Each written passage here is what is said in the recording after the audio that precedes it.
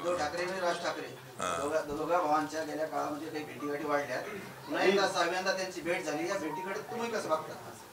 नाही, मला वाटतं की जशा उद्धव ठाकरे आणि राज ठाकरेच्या भेटीगाठी होत आहेत तशा माझ्या आणि प्रकाश आंबेडकरांच्या व्हाव्यात अशी माझी इच्छा आहे.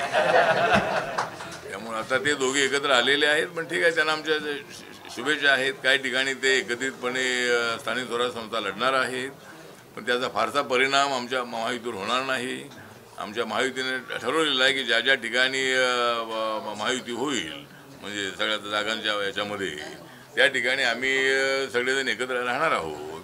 पण ज्या ठिकाणी काही ठिकाणी युती झाली नाही तर आम्ही आपापल्या बळावरही त्या ठिकाणी लढणार आहोत आणि नंतर निवडून आल्यानंतर आम्ही पुन्हा एकत्र येणार आहोत. त्यामुळं आमची भूमिका स्पष्ट आहे आणि RPIला मात्र BJPने सोबत घ्यावं.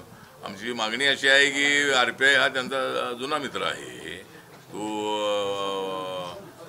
भीमशक्ती शिवशक्तीच्या वेळेला BJP, शिवसेना आणि RPI असा अलायन्स आपला होता आणि नंतर आता हे दोन मित्र आलेले आहेत, ते त्यांचं स्वागतच आहे.